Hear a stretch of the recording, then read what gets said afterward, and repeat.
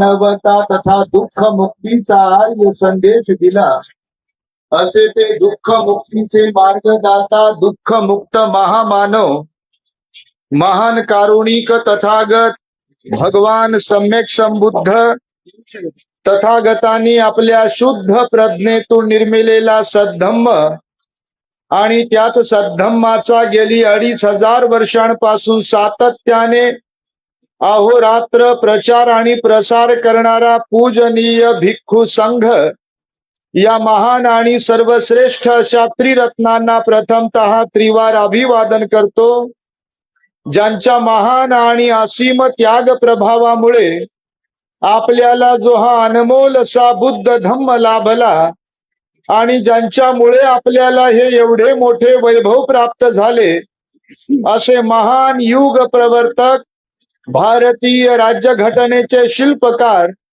परमपूज्य बोधिसत्व डॉक्टर बाबासाहेब आंबेडकर या महामानवाच्या महान अशा धम्मक्रांतीमध्ये संपूर्ण जीवनाला समर्पित करून आज या महान मंगलमय दिनी आपल्या अमरावती जिल्ह्यातील बुद्धवन, निमखेड बाजार, चिंचोना, हिरकुंड रोड, तालुका अंजनगाव, सुरजी, जिल्हा अमरावती या ठिकाणी बोधिसत्व चॅरिटेबल ट्रस्ट अंजनगाव सुरजी द्वारा संचालित बुद्धवन महोत्सव आयोजित करण्यात आलेला आहे। आणि या बुद्धवन महोत्सवाचं औचित्य साधून आज रविवार दिनांक 4 जानेवारी 2026 रोजी 4 फूट उंचीची बुद्ध रूपाची प्रतिष्ठापना देखील या ठिकाणी संपन्न झालेली आहे। तेव्हा या ठिकाणी धम्म मंचावर माझ्या समवेत उपस्थित असलेले पूजनीय भिक्खू शील वंशलकार पूजनीय भंते शिलानंदजी, पूजनीय भंते तननकरजी आणि संपूर्ण पूजनीय भिक्खू संघ भिक्खुणी संघ या कार्यक्रमाचे उद्घाटक आदरणीय शरदजी चौरपगार साहेब नागपूर, कार्यक्रमाचे अध्यक्ष आदरणीय भाऊरावजी तुळशीरामजी वानखडे अंजनगाव सुरजी, त्याचबरोबर आम्हाला या कार्यक्रमासाठी ज्यांनी निमंत्रित केलाय असे या बोधिसत्व चॅरिटेबल ट्रस्ट अंजनगाव सुरजीचे सन्माननीय अध्यक्ष बाळासाहेबजी आठवले, उपाध्यक्ष उमेशजी इंगळे, सचिव भानुदास भाऊ वानखेडे, कोषाध्यक्ष भाऊराव वानखेडे, प्रवीण भाऊ पेटकर, नरेश भाऊ शिंगाडे, प्रशांत वानखेडे आणि सुजाताताई आठवले, त्याचबरोबर श्रद्धावंत धम्म उपासक गौतमजी वानखेडे आणि संपूर्ण आपण मला वाटतं दर्यापूर, अंजनगाव, सुरजी, अकोट आणि दूरवरून धम्मदेशना श्रवण करण्यासाठी उपस्थित असलेले श्रद्धावंत उपासक उपासिका बालतो आणि आपणा सर्वांच्या दुःखमुक्तीकरिता तथागत भगवान बुद्धांद्वारा शिकविलेल्या धम्मोपदेशास प्रारंभ करतो। आपण सर्वांनी शांत, एकाग्र आणि श्रद्धायुक्त चित्ताद्वारे या अनमोल बुद्धवाणीला आपल्या हित सुखाकरिता श्रवण करावे, ग्रहण करावे।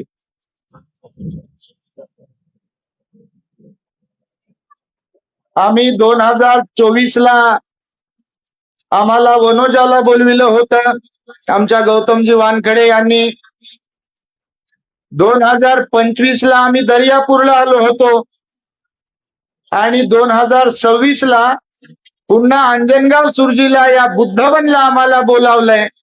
तेव्हा सर्वप्रथम आपण सर्वांनी आयोजक मंडळींचं साधुकारांनी आणि टाळ्यांच्या गजरांमध्ये अभिनंदन आणि कौतुक केलं पाहिजे। अत्यंत भव्य दिव्य असा हा बुद्धवन महोत्सवाचा कार्यक्रम या ऐतिहासिक स्थळी ठिकाणी संपन्न होतो आहे। आम्ही तसं तर कालपासून निघालो, काल सकाळी आम्ही नांदेड येथे होतो, दुपारी परभणीत आणि सायंकाळी तुमच्या अमरावतीत होतो। सकाळी निघालो अमरावतीवरून इथे लवकर पोहोचण्यासाठी, पण थोडा गाडीने त्रास दिला म्हणून उशीर झाला आणि येता येता मग आम्ही कुठे कुठे गेलो, 2-3 गावामध्ये गेलो. देवदान भिक्षू संघाचं स्वागत करण्यासाठी उपस्थित होते. अनेक विहारांनाही त्या निमित्ताने आम्ही भेटी दिल्या. भगवंताला वंदन केलं. महामानव बाबासाहेबांच्या प्रतिमेला पुष्पहार अर्पण केला. आणि इथे जेव्हा आम्ही पोहोचलो, हे तसं गावाच्या बाहेर आहे, जंगलामध्ये आहे, अत्यंत रमणीय आहे, अत्यंत सुंदर आहे. जणू काही भगवंताच्या काळातलं हे वन आहे. आणि त्यामुळे बुद्धवनात आल्याबरोबर तर बापा दुतर्फा एवढी गर्दी, तुफान गर्दी, प्रचंड गर्दी पाहून सुद्धा आम्हाला अतीव आनंद झाला. आणि म्हणून एकदा स्वतःसाठी सुद्धा तुम्ही टाळ्या वाजवून स्वतःच कौतुक केलं पाहिजे. आपण आपलं कोण कौतुक करेल? आपण आपल्यासाठी पण टाळ्या वाजवल्या पाहिजे. आपल्याला स्वतःला पण मोटिवेट केलं पाहिजे, प्रेरित केलं पाहिजे. आणि त्यामुळे बघा, आज इथे आम्ही आलो तर खरं आम्हाला वाटलं बापा नंबर लागते का नाही. आणि आम्हाला सुरुवातीला वाटलं आम्हालाच उशीर झाला की काय. पण इथे आल्यानंतर पहा, खूप वेळ झाला आम्ही बसलो. पण काही गोष्टी असतात आयोजकांच्या, आणि म्हणून या सगळ्या लोकांना त्यांनी बोलावलंय. मला आनंद झाला. आठवले साहेबांनी सांगितलं पुढल्या वर्षी इथे आपल्या बुद्धवन मध्ये 25 फूट उंच उभी भगवान बुद्धांची मूर्ती तुम्हाला पाहायला मिळेल.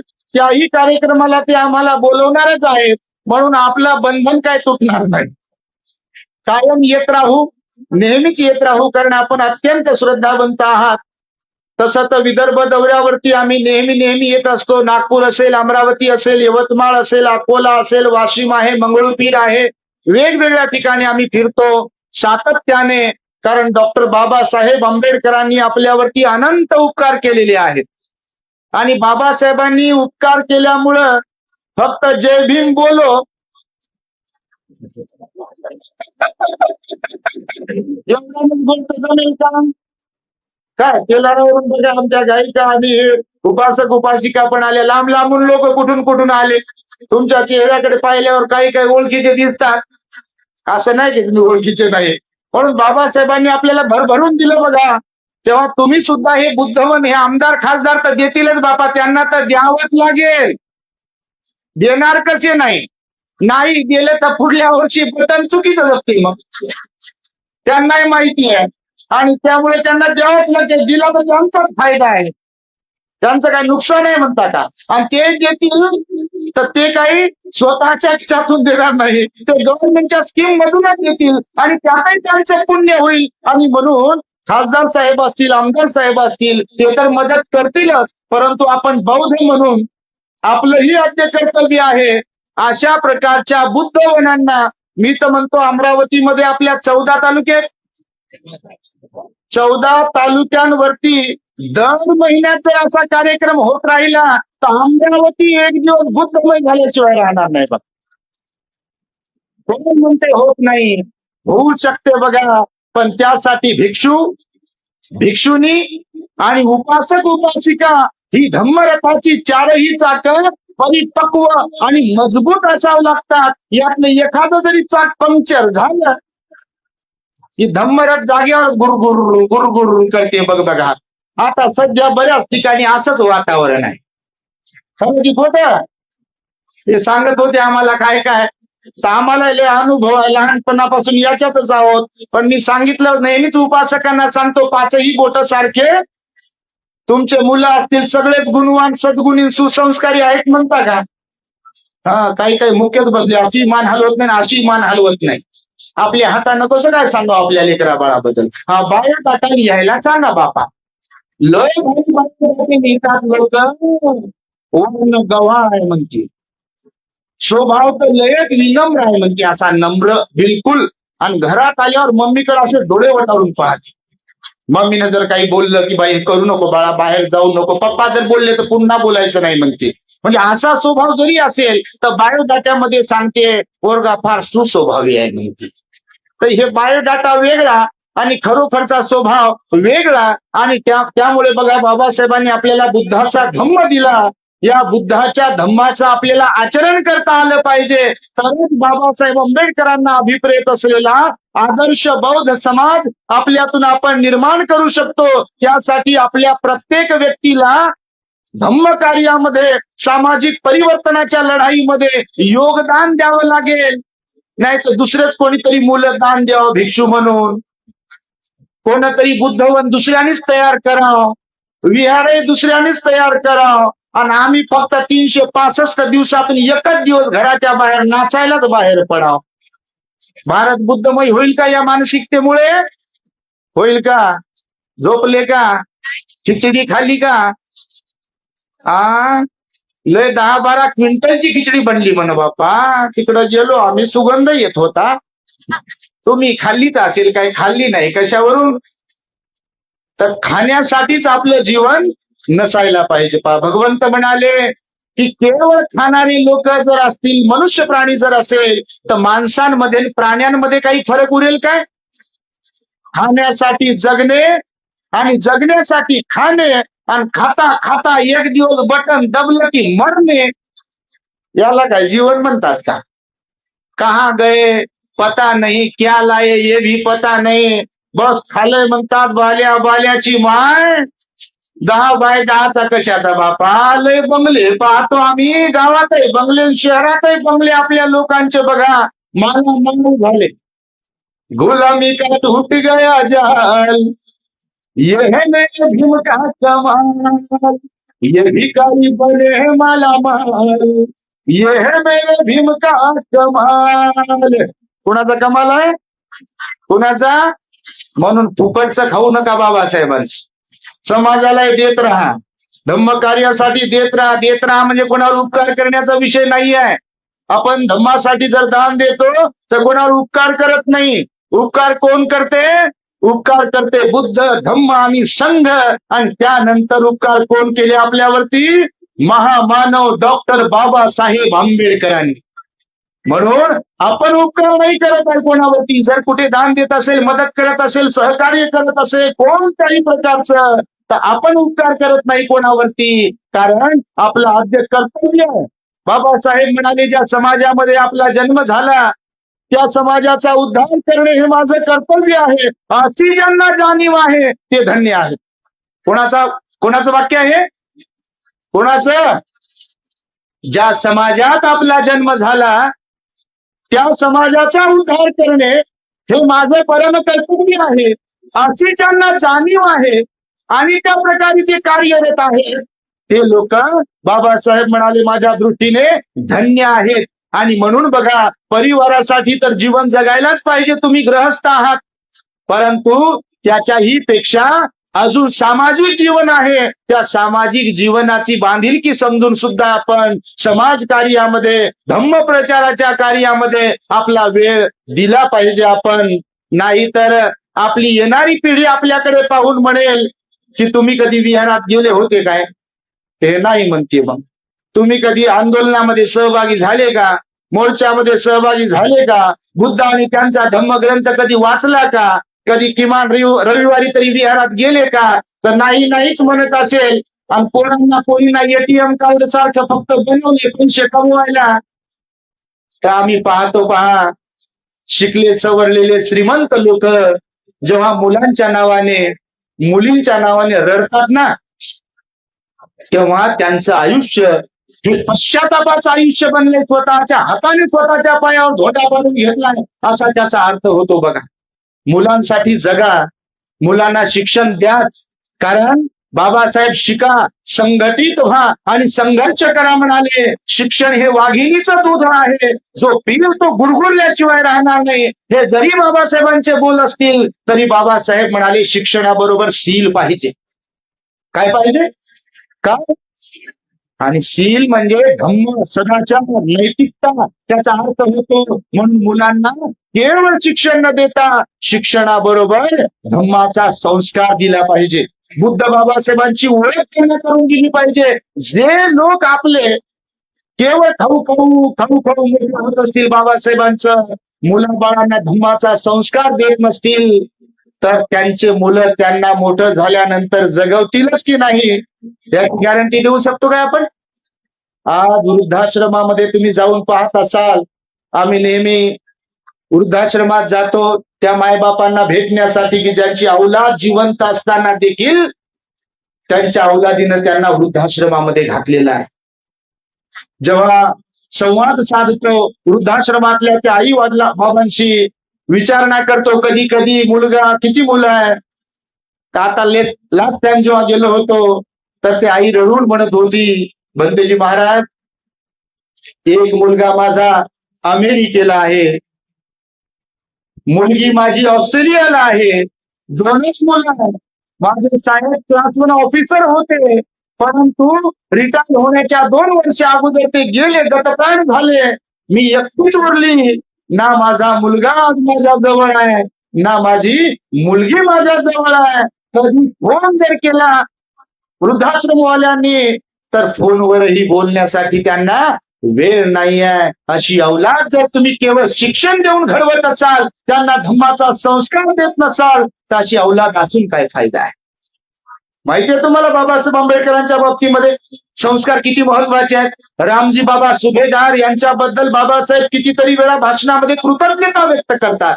माझ्या वडिलांनी मला शिक्षणाची गोडी तर लावलीच लावली, पण माझ्या वडिलांनी माझा धार्मिकतेचा पिंड घडवला म्हणाले बाबासाहेब. आज मी MA, PhD, DSc, LLD, DLiT, barrister at law एवढ्या डिग्र्या तर घेऊ शकलोच माझ्या वडिलांमुळे, पण केवळ शिक्षणच दिलं नाही माझ्या वडिलांनी, तर रोज सकाळी आणि सायंकाळी त्या काळच्या त्या वेळच्या प्रथेनुसार आमचं घराणं कबीरपंथीय होतं. तेव्हा बुद्धाला आम्ही स्वीकारलेलं नव्हतं, पण माझे वडील सगळ्या लेकरांना घेऊन, मी शाळेत हुशार असल्या कारणाने मला ते गाथा वगैरे वगैरे काय जे आहे बोलायला लावायचे, म्हणायला लावायचे, आणि नंतरच जेवण भेटायचं. बघा बाबासाहेब म्हणतात, म्हणून मी धर्मांतर करू शकलो, म्हणून मी बुद्धाला स्वीकारू शकलो, म्हणून माझी आध्यात्मिक प्रवृत्ती तयार झाली, म्हणून माझ्यामध्ये श्रद्धा विकसित झाली. त्याला कारणीभूत कोण आहे? कोण आहे? रामजी बाबा वडिलांच्या बद्दल कृतज्ञता व्यक्त करतात. तुम्ही मायबाप आहात. म्हणून मुद्दामहून हे मी तुम्हाला रिपीट करू सांगत असतो, लेकरांना शिक्षण तर द्याच, पण त्याला रोज सकाळी उठल्याबरोबर लहानपणापासून, कारण एकदा मोठं झालं की काय होते ते बापा तुम्हाला मी विचारणं नको, तुम्ही मला सांगणं नको. लय अवघड गोष्ट आहे. घरामध्ये लय डेंजर गोष्ट आहे. बघा कोणी कोणाचं, आजकाल तर बाबा कोणी कोणाचं ऐकायला तयारच नाही. पहिल्या काळात तरी गावामध्ये तरी लहान लहान मुलं मुली वडीलधाऱ्यांना घाबरायचे. आता घाबरते काय? आता आईला आणि वडिलांनाच घाबरत नाही, गावातल्या दुसऱ्यांना काय घाबरते? जा म्हणते तिकडं. तुमचं नसेल म्हणत बाबा तुम्ही लय चांगले, तुमच्यासारखं तर कोणीच नाही. तुम्ही अंजनगाव, सुरजी, दर्यापूर, अकोट मधले आहे, तर त्यामुळे जाता जाता तुम्हाला एक छोटासा उपदेश देणार आहे. भगवान बुद्धांनी बघा 4 प्रकारचे लोक सांगितलेले आहेत. किती? 4 प्रकारचे. म्हणजे त्याच्यात लय वेगवेगळे प्रकारचे सांगितले. तसे तर प्राण्यांचे प्रकार सांगितले, पाण्याचे पण प्रकार सांगितले, आणि माणसांचे पण प्रकार सांगितले. आता मी बसलो होतो, थोडस आभाळ भरून आलं होत, ढग भरून आले होते. 2, 3, 4, 5 पर्यंत पाऊस सांगितलेला आहे. हवामान खात्याचा अंदाज आहे. म्हणजे अंदाज काय खरा ठरेल त्याची काही गॅरंटी नसते. तर भगवान बुद्धांनी सांगितलं जे 4 प्रकारचे माणसं आहेत की नाही, ते 4 प्रकारच्या ढगा समान आहेत. कशा समान? 4 प्रकारचे ढग असतात. किती प्रकारचे ढग असतात? तर तुम्ही म्हणाल बा 4 प्रकारचे कुठं आहे? एक तर निळं दिसते, नाही तर पांढरं दिसते, झालं मग. पण 4 प्रकारचे ढग कोणते? ऐकताय ना? हा, मला वाटलं बापा 4 प्रकारचे ढग कोणते? मी आधाशासारखं बोलत असतो. लोक जेवण आधाशासारखं करतात. आम्ही जिथं फार दिवसानंतर जातो तर आधाशासारखं बोलतो, कारण कमी वेळामध्ये जास्त बोलता आलं पाहिजे, जेणेकरून लोकांना लाभ होईल म्हणून. तर 4 प्रकारच्या ढगासारखे लोक कसे आहेत? आता आम्ही जसं समाजाचा अभ्यास करतो, आता कोणाला नाव ठेवत नाही बिलकुल, तुम्हाला तर बिलकुलच नाही, तुम्ही खरंच लय चांगले आहे म्हणून तर बसले, नाही तर मला वाटलं बा गर्दी कमी होते का काय. आणि हे घाबरले होते, यांना वाटलं बा आता जातात की काय. हे दान देण्यासाठी वंदन करण्यासाठी येत होते बा, यांना वाटलं जातात. आता हे कशाचे जातात? जोपर्यंत भंती आहे तोपर्यंत जात नाही. काय जाता का तुम्ही? हा, एवढा मोठा आवाज येते, हे काय फक्त काय खायला चाले का खिचडी? तर हे बिलकुल श्रद्धावंत लोक आहेत, धार्मिक लोक आहेत. तर चार प्रकारच्या ढगासारखे समाजातही लोक आहेत. आज समाजाची जी अवस्था आहे, बऱ्याच ठिकाणी बघा, एक ना धड भाराभर चिंध्या आहे. जयंतीला जेव्हा निघते तेव्हा म्हणते आमच्या तालुक्यासारखी जयंतीच कोणाची निघत नाही म्हणते. आणि जेव्हा काम की बात, कामाची वेळ येते तेव्हा मला वेळच नाही म्हणते. म्हणजे असे काही काही लोक आहेत. तर बघा, ढग कसे आहेत आणि तसेच माणसं कसे आहेत समाजामध्ये आजही. कारण बाबासाहेबांच्या अपेक्षा होत्या समाजाकडून, भिक्षूंकडून पण होत्या आणि उपासकांकडून सुद्धा अपेक्षा होत्या बाबासाहेबांच्याकडून. बाबासाहेब म्हणाले मला भारत बुद्धमय बनवायचा आहे. काय म्हणाले? भारत बुद्धमय बनवायचा. ऍक्च्युअली जर पाहिलं, संविधानात्मक तरतुदीच्या द्वारे महामानवाने, बाबासाहेबांने या देशाला बुद्ध धम्माची दीक्षा दिलेलीच आहे. कारण संविधानात्मक तरतुदी जर तुम्ही पाहिल्या तर पंचशिलाचं उल्लंघन केलं की काय होते? सजा होते, गुन्हेगार ठरते. म्हणजे संविधानामध्ये टाकलं बाबासाहेबांनी पंचशिलेला. परंतु पहिला ढग आहे इथे की जो फक्त बनते, गरजत नाही. माहिती आहे तुम्हाला? काही काही पावसाळ्यात बघा तुम्ही, अशी गर्जना होते, गरजते असं वाटते बा पाऊस किती येते आता, आणि पाऊसच येत नाही. ते गरजते निघून जाते बा. तर गरजणारा ढग लक्षात ठेवा. ऐकताय ना? पहिला गरजणारा ढग आहे, बरसत नाही अजिबात, फक्त गरजते. दुसरा जो ढग आहे, गरजत नाही, फक्त गरजते बा. म्हणजे असं वाटतं किंवा पाऊस येणार नाही वगैरे, आणि असा रपरप पाऊस येते, मुसळधार पाऊस. असा दुसरा ढग असते, फक्त गरजते, तो गरजत नाही. तिसऱ्या ढगाचा प्रकार सांगितला भगवंताने की काही काही ढग असे असतात ते गरजतही नाही आणि बरसतही नाही. बस हवा आ रही है और वो आगे आगे जा रहे हैं. बस माँ बाप ने जन्म दिया है, खाना मिल रहा है, वो खा रहे हैं, सो रहे हैं, उठ रहे हैं, फिर खा रहे हैं, सो रहे हैं. आप नाही बापा. पण काही काहींची गोष्ट करतो, असे आहेत की नाही? तुमच्याकडे काय नाही म्हणता का तुम्ही? लय आहेत असे, गावात म्हणा, शहरात म्हणा, कुठेही म्हणा, लय लोक असे झोपलेलेच आहे. जागे असावं, कवीनं आपल्या लिहिलं बघा, जागे असावं हे भीमाचं पिल्लू, जागे असावं, कोणाच्या मागे मागे नसावं,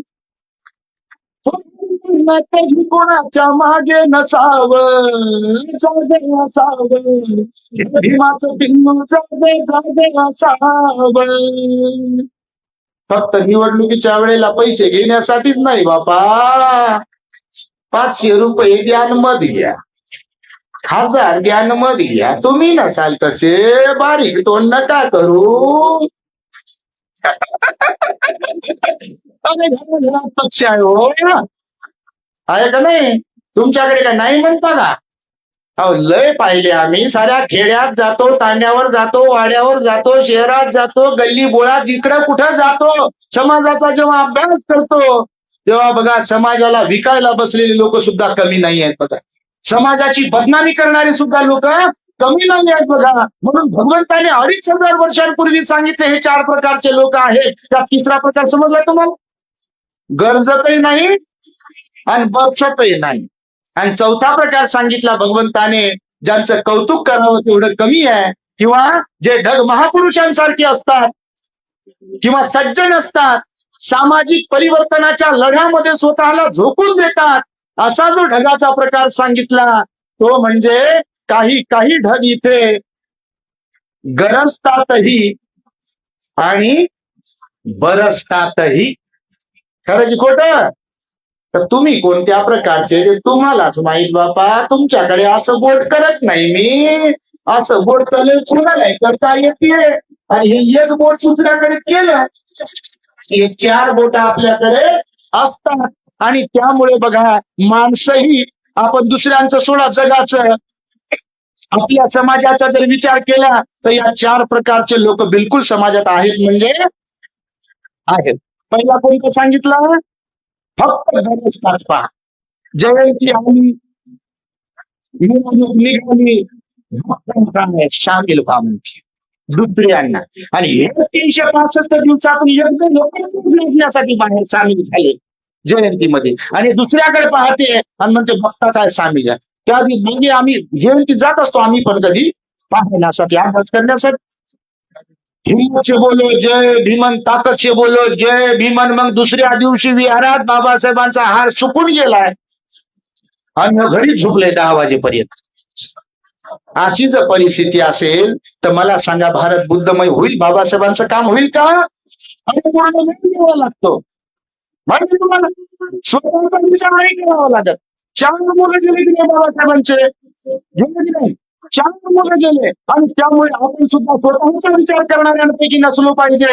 बाबासाहेबांनी आपल्याला भरभरून दिलं याची जाणीव ठेवली पाहिजे. कृतज्ञता व्यक्त केली जाणलं पाहिजे. तो भिक्षू असो, भिक्षुणी असो, की उपासक उपासिका असो, तुम्ही किती श्रीमंत असाल, तुम्ही समाजासाठी पण जगणारे असायला पाहिजे. म्हणून केवळ भाषण करणारे पण नसले पाहिजे. भाषण तर कोणाला करता येते, करता येते, आणि कोणाला करता येते भाषण. लहानपणी आम्ही भाषण करायचो. आज काय आहे ते तुम्हाला माहितच आहे. या ठिकाणी बसलेले अध्यक्ष महोदय, आणि एवढे बोलून मी माझे 2 शब्द संपवतो म्हणते. हे तुम्ही भाषण केलं असेल शाळेत 15 ऑगस्ट आणि 26 जानेवारीला, केलं का नाही? आमचे वडील तुम्ही ते देत असतील, असे मोठे जे घरातले असायचे की नाही, तरी 15 ऑगस्ट 26 जानेवारीला भाषण घेऊन द्यायचे कागदावर. लोक समोर विद्यार्थी वगैरे हे वाचायचं समोरचे म्हणजे काना मात्र जमायचंच नाही, आणि ऐकायचं नाही, मग म्हणायचं इथं बोलून 2 शब्द बोलून माझे शब्द संपवतो. झालं भाषण. भाषण कोणाला करता येते बघा.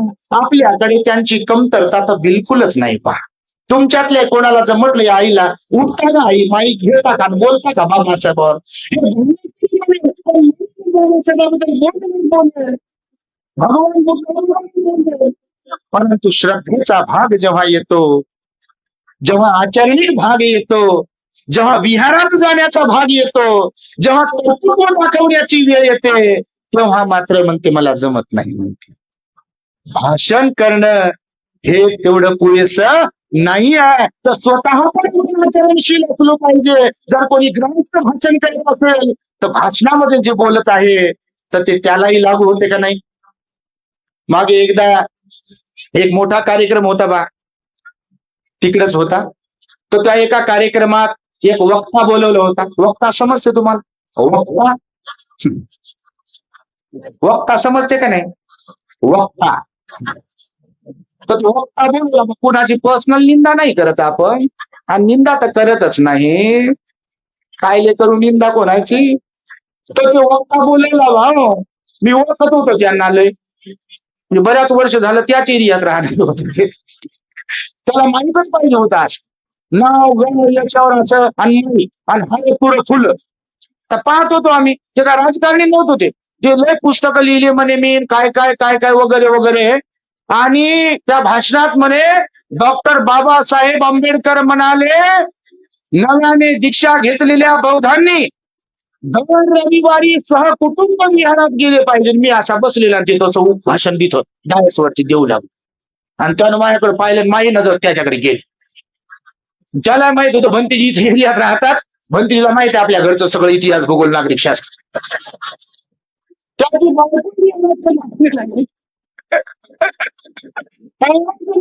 आले नाही, आणि ह्या कार्यक्रमात म्हणते बाबासाहेब म्हणाले किमान रविवारी आपण सहकुटुंब बुद्ध विहारात गेलो पाहिजे. मी त्याच्याकडे असं पाहिलं बा, मी कशाला भांडण का कशाला करू बा, आता आपला भांडणाचा थोडी काय पेश आहे. लगेच दुसरा विषय घेतला. तर सांगतो यासाठी की फक्त गरज कामाचं नाही आहे, तर बरंच काही आलं पाहिजे. आपले बाबा लोकांमध्ये जागृतीचा विषय 1935 ला 13 ऑक्टोबरला येवल्याला गेले बाबासाहेब. मी ज्या धर्मात जन्माला आलो ते माझ्या हातात नव्हतं. पण ज्या धर्मामध्ये मी जन्मलो तो धर्म जातीला महत्व देतो, अन्य अत्याचार करतो, माणसाची माणुसकीला वागवत नाही माणसाला, त्या धर्मात मी कधीही मरणार नाही.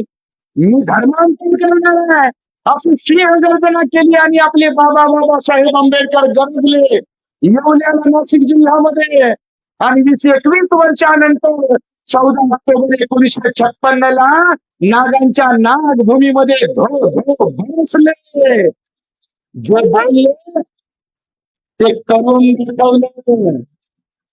शस्त्राच्या जीवावर नाही तर हाक दिली आपल्या आगामी अशिक्षित लोकांना बाबासाहेबांनी की मी धर्मांतर करतोय, मला बुद्ध धर्म पडला, मी बुद्ध धर्माच्या नावेत बसलोय, तुम्हाला जर तो पडत असेल तर त्याचा तुम्ही स्वीकार करा. आणि आपल्या पूर्वजांनी, पंजोबाने, आजोबाने, आजीने आगामी असताना बाबासाहेबांच्या हाकेला हो दिला आणि त्यांनी बुद्ध धर्माचा स्वीकार केला. आमचे सुगत बोधी भंते जे होते, आम्ही ज्यांच्या बरोबर राहत होतो ते आता मागच्या वर्षी वारले बघा. आपल्याच अमरावतीचे होते, 92 वर्षाचे होते. तो स्वतः बाबासाहेबांच्या धम्मदीक्षेला होते नागपुरात. त्यांना मी नेहमी विचारायचो, भंतेजी किती लोक होते, कसं वातावरण होतं, बाबासाहेब कसे आले, माईसाहेब कसे आल्या, स्टेज कसा सजवला होता, लोक कसे बसले होते, भोंगे वगैरे, स्पीकर वगैरे, साऊंड वगैरे, भगवंताची मूर्ती, मेणबत्ती, भंतेजी वगैरे कसं होतं, तुम्ही वारंवार विचारायचो भंतेजीला. आणि भंतेजी सांगायचे सगळे पांढरे शुभ्र वस्त्रांमध्ये लोक होते. म्हणजे भंतेजी म्हणाले, नागपुरात एका कपड्याच्या दुकानात पांढरा कपडा शिल्लक उरला नव्हता.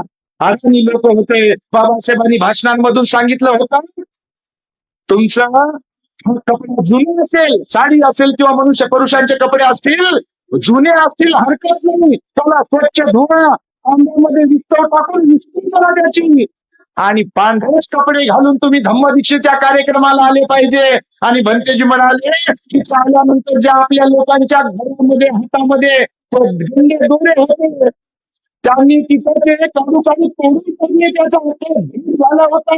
आणि लोकांना जेव्हा 22 प्रतिज्ञा दिल्या बाबासाहेबांनी, एक प्रतिज्ञा चष्मा काढून आपल्या लोकांना दिली. गुरु चंद्रमणी महास्थवीर आणि बाबासाहेबांना दीक्षा दिली पंचशिलेची.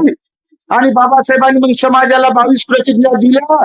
आपले अडाणी लोक होते, जेव्हा घरी आले तेव्हा घरातील देव्हारा आपल्या लोकांनी फेकून दिला. आणि बाबासाहेबांनी त्या ठिकाणी भगवान बुद्धाचा फोटो आणि मूर्ती बसवली. ही क्रांती त्या काळामध्ये घडवली बाबासाहेबांनी. आणि आज आम्ही पाहतो बापा, काही ठिकाणी जिल्हा वाईज लय काय करून ठेवले व्यवस्थेने इथल्या. हा, तुमच्या अमरावतीला दिलंय म्हणा, आपण कोणावर टीका टिप्पणी करत नाही देवधर्मावर, पण मागासवर्गीय लोक खरंच लयच मागास राहतात पहा. ज्यांनी आपल्या देशात लोकांना देवाच्या धर्माच्या नादी लावले की नाही, अंधश्रद्धेच्या, त्यांचे पोरं अमेरिका, इंग्लंडच्या विद्यापीठात शिक्षण घेतात.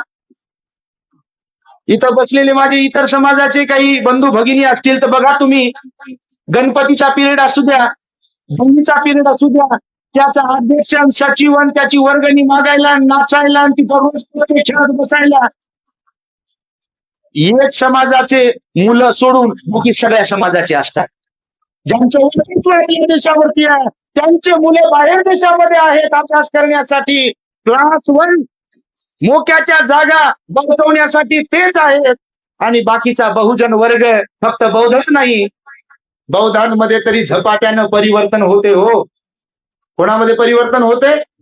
आणि तेही सहन होत नाही इथल्या व्यवस्थेला. लोक म्हणतात यांनाच आरक्षण दिले बाबासाहेबांनी. अरे, संविधानाचा आपण अभ्यास केला पाहिजे. एससी कॅटेगरीमध्ये किती जाती आहे? वकील कोण आहे ते? किती जाती आहे चोरपगार साहेब एससी मध्ये? 59 जाती आहे. पैकी महार एक जात आहे. 64 आहे, आता 64 झाल्या बघा. पैकी महार एक आहे. इथल्या पूर्वीच्या महाराची आणि आजच्या बौद्धांची प्रगती कशामुळे झाली आहे? त्यांच्या समोर 2 आदर्श ठेवले. एक तर महामानव डॉक्टर बाबासाहेब आंबेडकर स्वतःचे एक आदर्श आहेत, आणि दुसरा आदर्श म्हणजे तथागत भगवान बुद्ध आहेत. आणि बुद्धाच्या धम्म बाबासाहेबांनी आपल्याला दिला, आपल्या लोकांना स्वीकारला, म्हणून समाजाची प्रगती झालेली आहे. म्हणून आज सगळं नटलेलं जे दिसते आहे, स्वच्छता आहे, हातात, कानात, नाकात बापा 2-2, 3-3 अंगठ्या, घरात किती असेल ते वेगळंच, आणि ब्लँकेट किती असेल ते वेगळं.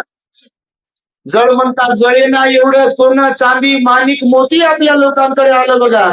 सोन्याचा धूर निघतो सोबडीत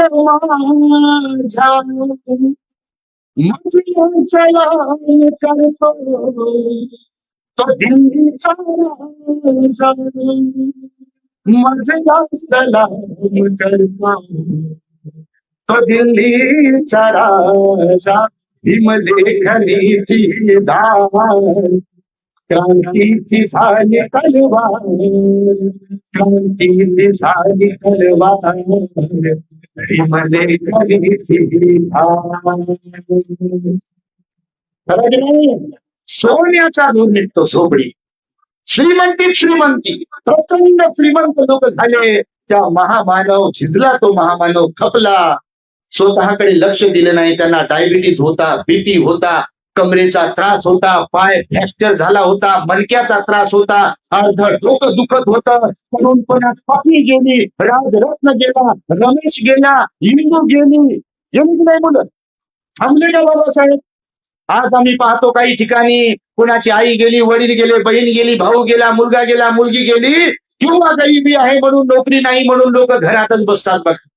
अरे प्रत्येकाने समाज कार्यामध्ये, धम्म कार्यामध्ये जर आलो तर बाबासाहेबांचे सगळे स्वप्न पूर्ण झाल्याशिवाय राहणार नाहीत बघा. परंतु प्रामाणिकपणा आणि इमानदारी पाहिजे. म्हणून वामनदादा पण म्हणाले, भीमा तुझ्या मताचे जर 5 लोक असते. किती? 5च फक्त. भगवंताने आपल्या सारनाथ येथे ऋषीपतन मृगधाय वनामध्ये जो पहिला उपदेश केला, धम्मचक्रोपवर्तन सुत्ताचा. कोणता उपदेश आहे भगवंताचा पहिला? धम्मचक्रोपवर्तन सुत्त शिकवले भगवंताने, ज्यामध्ये अनित्य दुःख आहे, ज्यामध्ये 4 आर्य सत्य अंतर्भूत आहे, ज्यामध्ये 8 अष्टांगिक मार्ग अंतर्भूत आहे, ज्यामध्ये 37 बोधिपाक्षीय धर्म अंतर्भूत आहे. अशा उपदेशाला भगवंताने सारनाथ येथे सांगितलं की नाही? ते सारनाथ मध्ये भगवान बुद्धाने धम्मचक्र प्रवर्तन सुत्त केलं, जेव्हा दिलं, उपदेश केला, किती भंतेजी होते? किती होते? पण ते 5ही प्रामाणिक होते. 5 होते. आणि 54 यशाचे मित्र आले. जेव्हा 61 अर्हत झाले सारनाथ मध्ये, किती? 61 अर्हतांची संख्या झाली, तेव्हा वर्षावास पहिला भगवंताचा संपला. आणि भिक्षूंना उद्देशून भगवान म्हणाले, चरत भिक्कवे चारिकांग बहुजन हिताय बहुजन सुखाय लोकानुकंपाय हिताय. लोकांवर अनुकंपा करा भिक्षूंनो, आणि सर्वत्र लोकांना हा बुद्धाच्या धम्माचा डोस देत राहा. काही ऐकतील आणि काही सोडून देतील, तुम्ही हार नका मान. आणि आजही तसं होते बघा. सगळे तिकडे येतात का? सगळे येऊच शकत नाही. भगवंताच्या काळातही सगळेच लोक भगवंताकडे येत नव्हते. बाबासाहेबांच्या काळातही सगळेच लोक बाबासाहेबांकडे आले नाही. कारण आपल्या पूर्व कर्मानुसार सुद्धा आपलं जीवन चालते. म्हणून सगळेच लोक श्रद्धावंत नसतात, सगळेच लोक धार्मिक नसतात, सगळेच लोक पंचशिलाचं पालन करणारे नसतात, सगळेच लोक आर्य उपवासाचं पालन करणारे नसतात, सगळेच लोक विहारात जाणारे नसतात. काही असे आणि काही तसे असतात. म्हणून गरजणाऱ्यांपेक्षा बसणारे पण असले पाहिजे. पण भगवान म्हणाले, काही काही फक्त गरजतात, बसत नाहीत. आचरणामध्ये ते बसत नाही. बुद्ध बाबासाहेब बाबा त्यांच्या एवढा कोणाला माहीत नसते, फक्त माहीतच असते. बोलून जिंदगीत बोलवली. बुद्धासारखं तर कोणीच नाही म्हणते आमच्या, आणि आमचा बुद्ध म्हणते, आणि आमचेच बाबासाहेब म्हणते, तुम्ही नका घेऊ म्हणते. आणि बाबासाहेबाचा फोटो झाला 25 तारखेला या देशात, माहितीये का तुम्हाला? सोशल मीडियावर जाळला का नाही? फोटो जाळला. पोलीस बाजूला आहेत, कोणाच्या विरोधात बोलत नाहीये. ज्या महामानवाने या देशातल्या शेवटच्या माणसाचा विचार करून या देशामध्ये समतेचं, बंधुभावाचं, न्यायाचं राज्य प्रस्थापित व्हावं, यासाठी जीवाचं रान करून, स्वतःचं आरोग्य चांगलं नसताना, प्रचंड त्रास होत असताना देखील संविधान लिहिलं. इथे प्रत्येकाचा विचार केला. विशेष म्हणजे इथल्या महिलांचा विचार केला, सगळ्या जाती धर्माच्या लोकांचा विचार केला. आज त्या महामानवाला उघड उघड लोक विरोध करताना दिसत आहे. ही अत्यंत खेदजनक बाब आहे. आणि देश तुटण्यासाठी, देश विखुरण्यासाठी आणि देश बेचिराग होण्यासाठी ही जी प्रवृत्ती आहे, महापुरुषांना जातीमध्ये बांधणारी आणि महापुरुषांना बदनाम करणारी, हीच कारणीभूत ठरणार आहे. आणि त्यामुळे बघा, या देशातल्या प्रत्येक व्यक्तीने महापुरुषांचा विचार आत्मसात केला पाहिजे, तो आचरणात आणला पाहिजे. आणि खरं तर अनुयायी त्यांनाच म्हणतात जे महापुरुषांच्या विचारांचं अनुसरण करत असतात, अनुकरण करत असतात. म्हणून हे 4 ढग मी तुम्हाला सांगितले. पहिला ढग तुम्हाला समजला, दुसराही समजला, तिसराही समजला. खरंच काही काही लोक असे आहेत आपल्याही समाजामध्ये, इतरांचं काय ते कशातच नाहीत बघ. घर पहा म्हणतात, आमचा टीव्ही पहा. आमचा पोरगा पायलट झालाय म्हणते, पोरगी इंजिनियर झाली म्हणते. आणि आम्ही रिटायर झालो, आम्ही कुठे क्लास ऑफिसर होतो म्हणते, आणि दुनिया त्यांची जग संपलं पहा. अहो, बाबासाहेबांनी हे सगळं काही केलं की नाही? आता मी तुम्हाला डिग्र्या सांगितल्या बाबासाहेबांच्या, पण समाजाच्या कामी आले बघा. आपणही समाजाच्या कामी आलो पाहिजे. म्हणून बुद्धवनाची जी आयोजक मंडळी आहे, ज्यांनी ज्यांनी सहकार्य केलंय, मी बाळासाहेब आठवले साहेबांबरोबर चर्चा केली, गौतम वानखडे यांच्याबरोबर पण चर्चा केली. आमचे सरपंच जे आहेत त्यांनी भोजनदान दिलं भिक्षू संघाला, त्यांच्यासाठी साधुकार द्या कार्यालयाला. आम्ही गेलो, पण आम्हाला साधुकार द्या ना, भोजनदान दिलं त्यांनी बा. त्या भिक्षू संघाला भोजनदान देणं, दान देणं हे महान पुण्याचं गोष्ट आहे, भगवंताने सांगितलेलं आहे. आणि त्यामुळे हे बुद्धवन लवकरात लवकर खरोखरच नटलेलं, थटलेलं, सजलेलं, धजलेलं आपल्याला दिसेलच. कारण 25 फुटाची भगवंताची मूर्ती तर येणारच आहे. आणि त्यामुळे वेळ पुढे पुढे जातोय. म्हणून हा छोटासा उपदेश तुम्हाला केला. मी तर गाढवाची कथा सांगणार होतो तुम्हाला. वा, हे पहा, नाही सांगतो त्याच्यामुळे हो करायला. हे 25 फुटाची भगवंताची जी मूर्ती आहे, त्या मूर्तीसाठी दान सहाय्य कोणाकडून? हे पहा, आपले जे उद्घाटक आहेत शरद चंद्र नाही, शरदजी चौपगार CA नागपूर, त्यांच्यासाठी एकदा प्रचंड टाळ्या वाजवा. आता सांगतो कशासाठी टाळ्या वाजवायला सांगितले. हे जय भीम करत आहे तुम्हाला. त्यांनी 2.5 लाख रुपये, किती? 2.5 लाख रुपये मूर्तीसाठी ते दान देणार आहेत. आणि असे जर अधिकारी आले तर खरंच सांगतो तुम्हाला, भारत बुद्धमय झाल्याशिवाय होणार नाही बघा.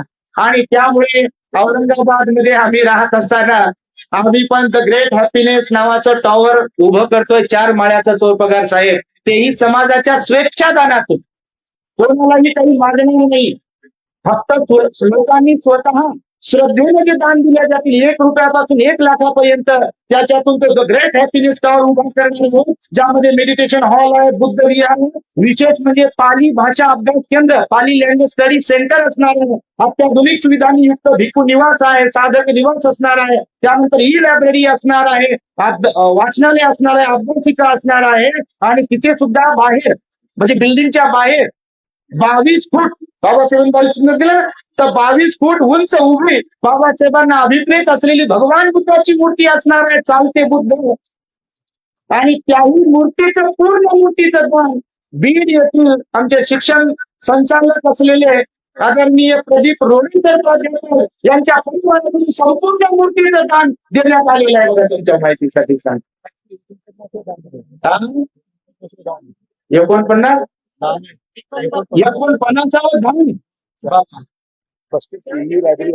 वा, ते पहा, दानच दान देतो म्हणजे अशी. ते असं ऐकले की लोकांना पण बघा स्फूर्ती चढते, आणि स्फूर्ती चढलीच पाहिजे. बघा, मी तर म्हणतो दान देणाऱ्यांमध्ये स्पर्धा लागली पाहिजे, समाजामध्ये आपल्या लागली पाहिजे का नाही? ते देऊ आपण 10 दिवस मूर्तीचं झाल्यावर, ते नक्कीच देऊ, कारण अशा लोकांची खरंच गरज आहे. पण ते श्रद्धेशिवाय दान कोणी देत नाही. निश्चितच चौपगार साहेबांमध्ये श्रद्धा आहे, आणि त्यामुळे ते दान देत आहे. तर तुम्हाला आता दृष्टांत सांगतो, सांगू की नको? एवढे सांगायचं म्हटल्यावर सांगतो. आता आम्हाला इथून आर्वीला जायचंय, आर्वीहून जायचं वर्धेला, वर्धेहून उद्या पुन्हा हिंगण घातला आहे. भारत बुद्धमय झाल्याशिवाय हम शांत बसणार नाही. जिएंगे तो बाबा साहब के मिशन के लिए और मरेंगे भी तो बाबा साहब के मिशन के लिए. आणि त्यामुळे काम करत राहिलं पाहिजे. हा आपला पेशा आहे. आणि भिक्खू म्हणून पूर्ण जीवन आपलं समर्पित आहे बाबासाहेबांच्यासाठी. आणि प्रत्येकाने हे जीवन समर्पित केलंच पाहिजे, कारण त्या महामानवाने आपल्यासाठी प्रचंड त्याग केलेला आहे. परंतु गाढवाच्या प्रवृत्तीचे लोक, तुम्ही नाही बापा, तुम्हाला म्हणत नाही, पण प्रवृत्ती सांगतो खरंच तुझी आहे. खरं तर भगवंताने डुकराची पण उपमा दिली हो, मी नाही देत. तुम्ही नाही तर म्हणाल कोणी, काही काही लोक जरा हुशार आणि काही काही लोकांना दीडशे आणि म्हणतात. तर ते कोणी असतील तर म्हणतील बाबा भंतेजी असं कुठं असते का गाढव? मी कशाला म्हणू बाबा गाढव कुणाला? तुम्ही धम्मपद जर वाचलं तर त्या धम्मपदामध्ये एका ठिकाणी भगवान म्हणाले काही काही मनुष्य डुकरासारखे पण असतात. खाऊन झोपायचे. आता जी मला म्हणाले की नाही, खाण्याचे झोपायचे, खाण्याचे झोप, माय बाप त्याच्यानं पण जाओ. कधी कधी तर बाई पण म्हणत असून बाबा जाणार कुठे, पण ते जातच नाही कुठे. घरात दारू पिऊ पिऊ, दारू पिऊ पिऊ घरातच पडते, घरातच झोपते. अशा प्रकारे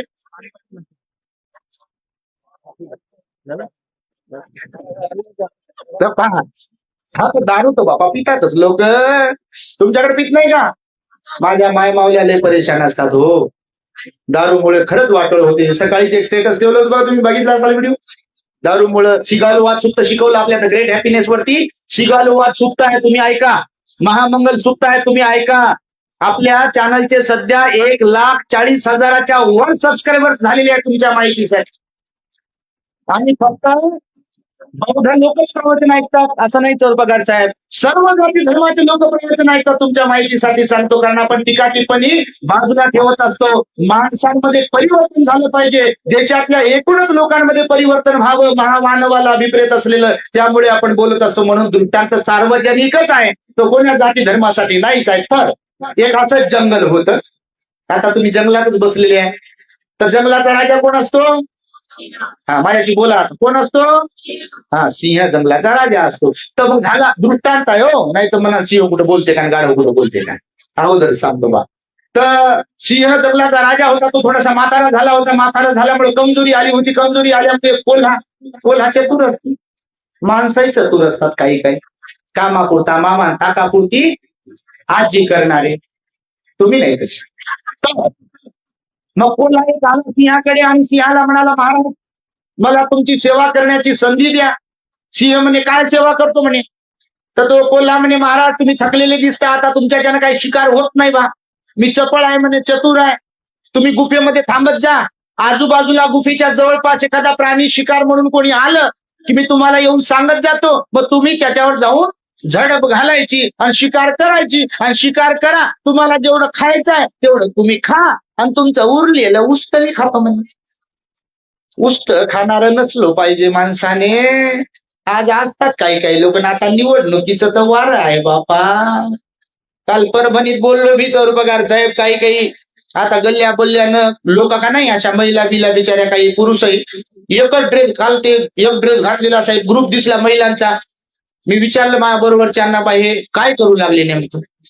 गोळ्या बिळ्या पट्ट्या बिट्या गळ्यात घातल्या. मी म्हटलं हे काय करत आहे. तर ते म्हणे भंतेजी निवडणुकीचा प्रचार करत आहे. म्हटलं अच्छा. त्यानं लगेच पुढचं सांगितलं, ते म्हणे भंतेजी हे रोजानं आणलेल्या महिला आहे म्हणे. म्हणले भारी काम झालं रोजानं. तर हे चापलुसी करणं, उष्ट खाणं, हे उष्ट खाणाऱ्यापैकी आपण नसलो पाहिजे. तर तो कोल्हा म्हणे बा मी उष्ट खायला तयार आहे म्हणे, महाराज तुम्हाला मी सांगत जाईल. सिंहाला पण वाटलं बा काही हरकत नाही, फुकटचा नोकर जर भेटते तर कोणाला नको आहे. सिंह म्हणे ठीक आहे, काही हरकत नाही, मी गुफेत बसत जाईल. मग याची ड्युटी सुरू झाली. मग हा काय करायचा, कोल्हा जंगलात जायचा आणि एखाद्या प्राण्याला लाडी गोडी लावायचा की बा महाराजानं राजानं तुम्हाला बोलवलंय आणि चला. आणि मग तो प्राणी यायचा आणि मग सिंह त्या गुफेतून बाहेर यायचा, झडप टाकायचा आणि फडशा पाडायचा. दोघं मिळून खायचे. मग असं चाललं. आता जंगलात राहत असताना बाकीच्या प्राण्यांना समजलं की बा कोल्हा काहीतरी चतुराई करतोय, प्राणी कमी होत आहे. म्हणून त्या कोल्ह्याची मैत्री करायला कोणी तयार होत नव्हतं नंतरच्या काळात.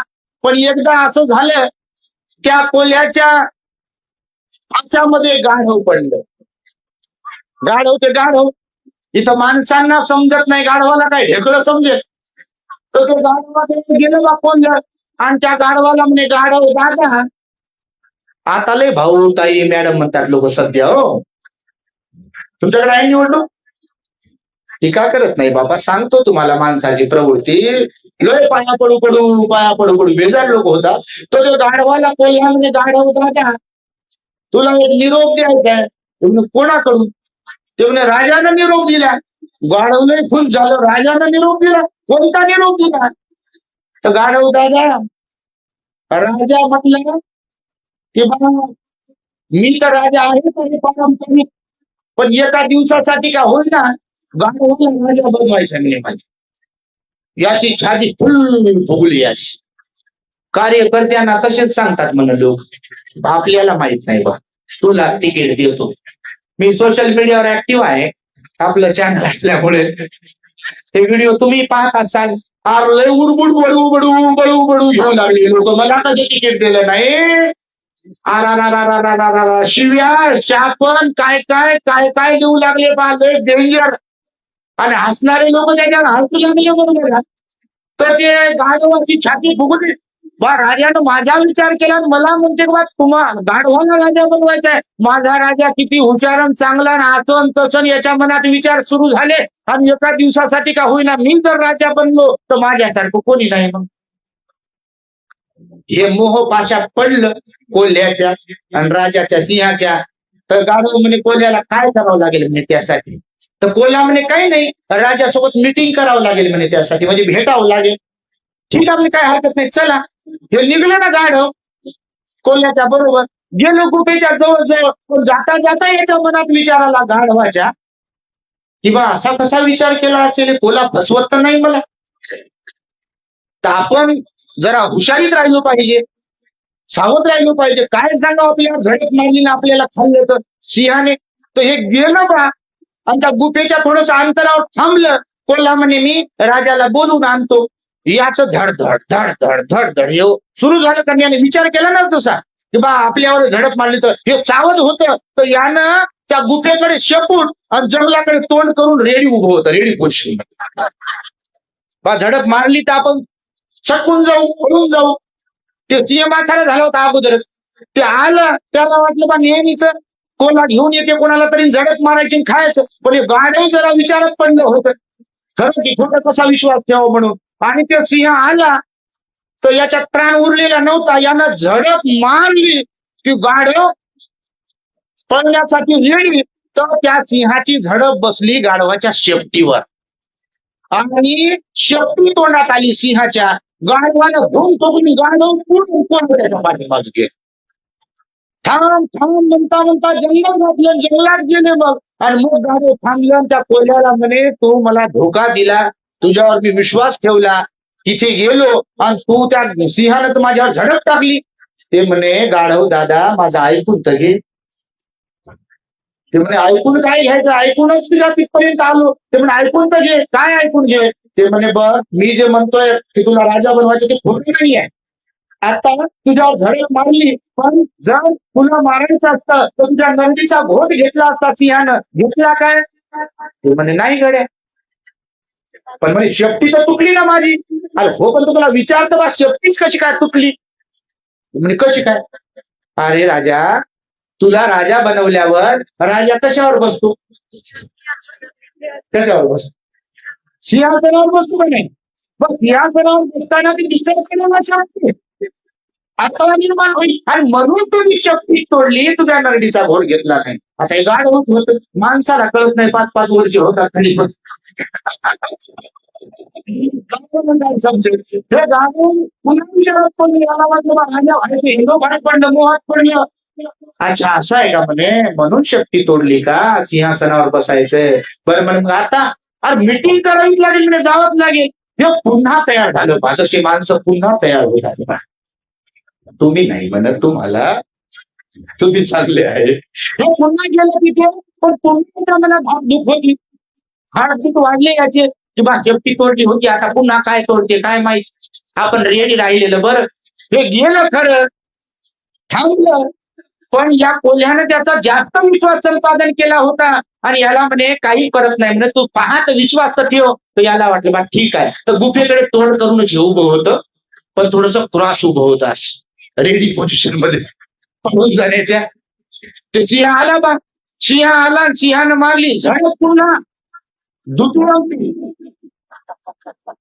आणि झडप मारली होत गाढव यानं दोन ठोकायची आणि सिंहाची झडप पडायची. तर सिंहाला नंदीचा घोड घ्यायचा होता, पण याला ताण नव्हता, हे माथ्याला झालं होतं म्हणून दोन्ही कानच आले याच्या हातात आणि दोन्ही कान तुटले गाढवाचे. गाढव पुढे कोल्हे मागे आणि गेलं पर्यंत कोल्हा मागेच होत.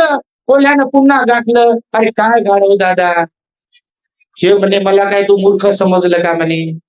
कोण? गाढव. ऍक्च्युली मूर्खच होत, समजायचा काय विषय होता त्याच्यात.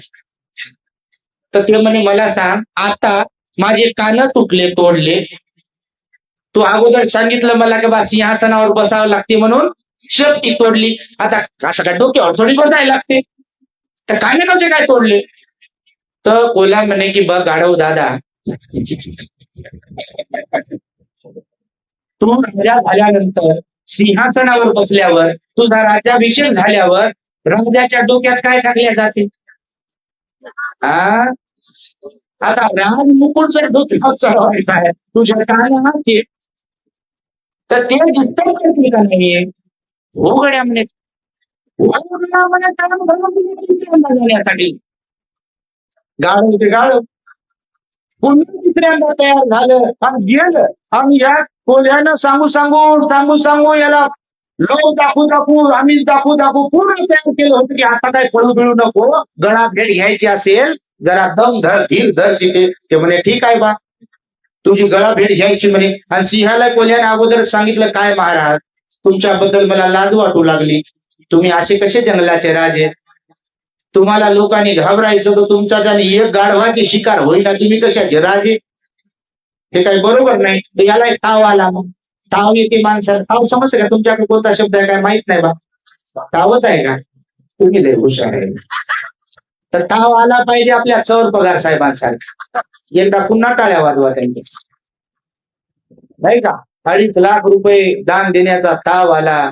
ही श्रद्धा तुमच्या प्रत्येकात निर्माण झाली पाहिजे की माझंही विहार बनलं पाहिजे, माझी बुद्धाची मूर्ती बनली पाहिजे, बाबासाहेबांना अभिप्रेत असलेलं काम माझ्या समाजाचं माझ्याकडून झालं पाहिजे. त्यासाठी मी बुद्धिमत्ता, वेळ आणि पैसा समाज कार्यासाठी, धम्म कार्यासाठी खर्च करेल, असा विश्वास आणि असा ताव तुम्हाला पण आला पाहिजे.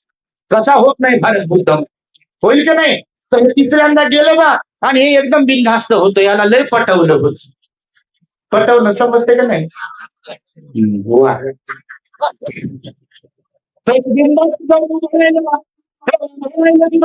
जाऊन आणि यानं पेटवलं होतं, पण यानं सिंहाला पण असे कसे राजे वगैरे वगैरे त्याला आला होता.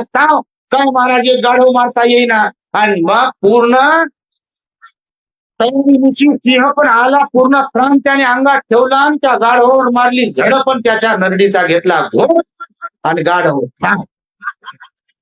हा सिंह म्हणे कोल्ह्याला की आता मारलं.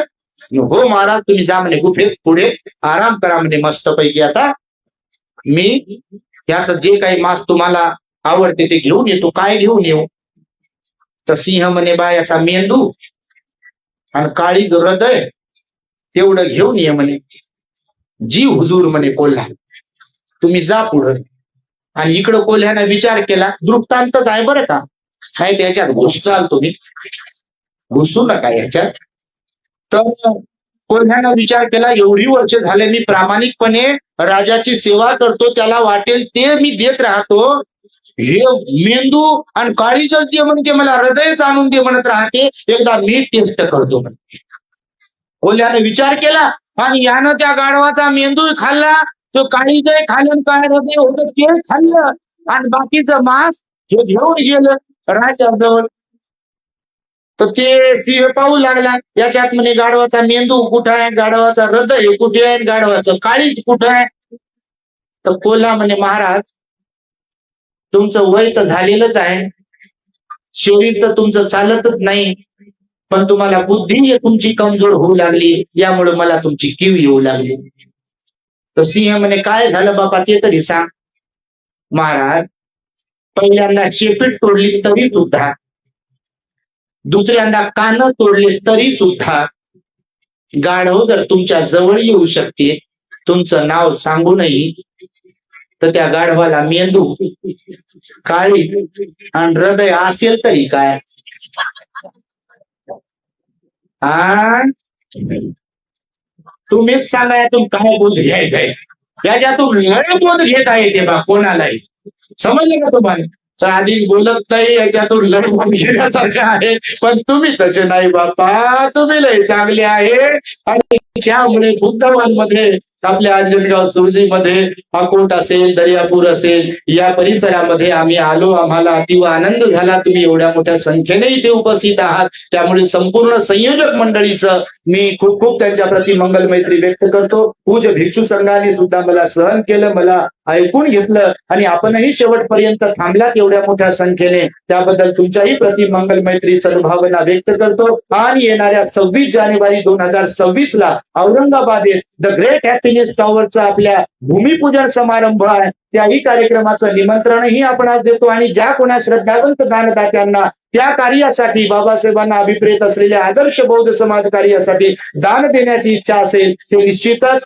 दान देऊ शकतात अशी एक सूचना करून मी इथे थांबतो